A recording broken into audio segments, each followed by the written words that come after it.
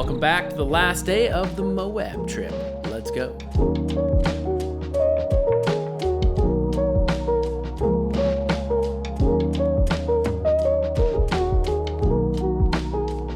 So on today's agenda, we are going to a place called Gemini Bridges, which is a 13-mile ride from Moab. I looked at some of the reviews online and it said, so easy a dog can do it. Well, I'm not your average dog, so come meet me out on the bridge. All right, let's go check it out.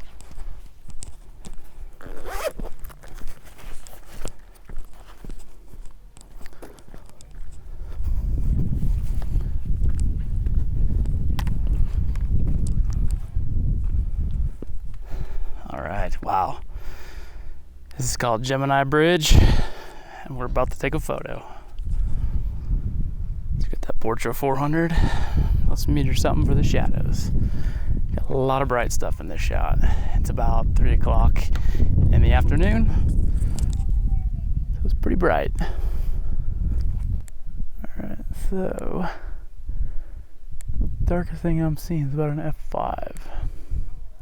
Brightest thing I'm seeing is F18. All right, let's average that. All right, this is at an F9. All right. There we go, that's cool. I'm digging the portrait. All right, let's take one. So 2, 3. There we go. And then let's just take one a little bit brighter at an F8 and compare those two. See which one I like better.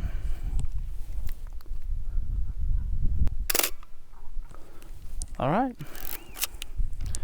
There we go. I think we got our shot.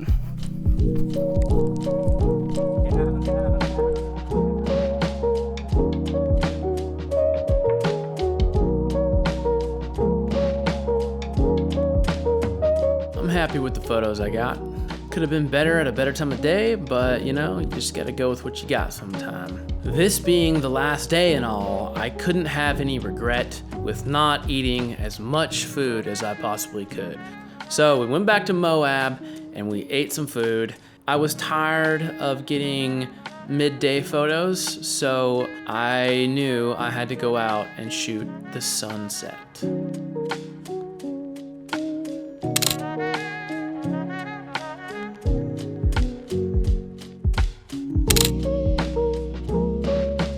Once I got on top of the mountain up there, I started metering and I knew the sky was insanely bright, and I had this great idea. I have some Grad ND filters that I've really never tried before. This is a perfect time. Let's try one. And the trick with this thing is it's kind of hard to see through the viewfinder where exactly it affects the image. I did my best and got the spot meter and started checking values. Here's how I did it. All right, let's figure out our exposure here. So ISO 400, shutter 1000. Let's see here. These shadows are coming in at about, let's see here. There's a 4.5, 4, there's a 4. It's called a 4. Those mountains in the background are 4 5s. The sky is there's an 11 on the left. There's an 18. There's a 16 on the right. Is a 12.7. An 18. An 18. Ooh, there's a 22. Oh, and then right on the sun's about a 40. So, all right, we're gonna set. We're gonna expose for the shadows. Put those foothills.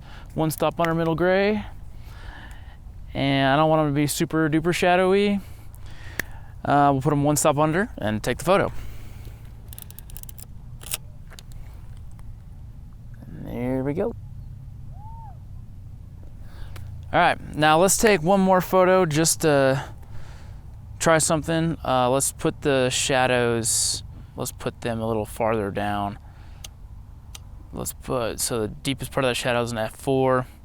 So let's make the shadows a little more contrasty and see what happens there. So the first shot was the shadows one stop under, middle gray, and the second shot is the shadow area 2 stops under middle gray. And we'll take a look and see what that looks like. There we go. And 1, 2, and 3. All right, let's see what happens. Well, at least the first one turned out well. I'm not really sure what happened to that second guy because it's way off, but it was a very fun experiment, and these grad filters are really cool. It's something I'd like to play around with in the future for sure. So we packed up and got on out of there and made the drive back to Moab, and as you can tell, it got pretty dark. The entire time I've been here, I keep looking at all the lights and the signs at night and thinking, wow, I'd really love to try doing some nighttime photos. So once I got back to the hotel, I grabbed my spot meter and the Pentax with the 75 2.8 lens and headed on out to see what kind of damage we could do. Check it out. Let's see if we can make this thing happen here, shall we? So right here, I'm attempting to put a cable release onto the 6.7. Now we're gonna attempt to figure out an exposure on this.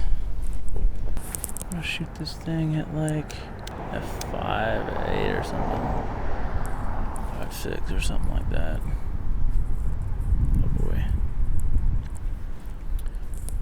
The GoPro footage did not turn out very well, but I will walk you through some of this stuff. Okay. Let's take a few readings here. We want some detail on that thing. 25 seconds. 0.8. 0.4. So it's saying a 5-second exposure at f8. Looking at a 5-second exposure. Alright, let's try that. 1,000, 2, 1,000, 3, 1,000, 4, 1,000, 5, 1,000, 6, 1,000.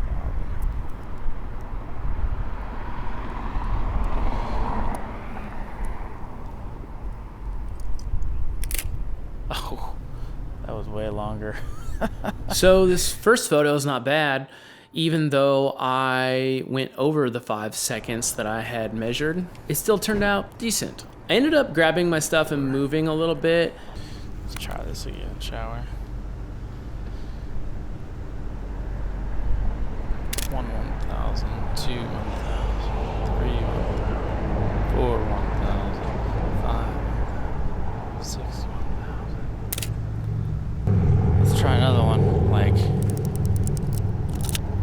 wonder what kind of exposure I would get if I did like, just find like something like it's like middle gray basically. Let's try a 50-second exposure. Going for a minute exposure, so we'll see what happens here. Nice. So this last shot for me doesn't really do it. I'll put them up so you can see both of them side by side. Let me just walk you through some of the metering and how I did that real quickly, because I didn't talk much about it that night. But basically I just took the spot meter and looked around on the ground for an area that I wanted some detail in still. And once I kind of landed on part of the cement that I thought was gonna be the darkest, I just took a reading off that, and I knew that reading was middle gray, and I subtracted 2 stops of light to put that into zone 3, which I knew would be a pretty dark shadow. And then I was happy with letting the highlights just kind of blow out. That's what I had read online, and that's what people were saying is, you know, really find the subject that you want to see detail in. And once you find that area, put that in the right spot and let the highlights blow out. One thing that did amaze me is the picture with way more light, the minute exposure. The highlights, even though it has tons of extra light going into that shot, the highlights don't really blow out that much more than the 6-second shot, which that's just a testament of how good film is and how well it handles highlights. Anyways, guys, I hope you've enjoyed this. It's been a fun trip for me, that's for sure. I appreciate you guys watching. I appreciate you guys subscribing, and I love you, and I will see you on the next one. Okay, bye.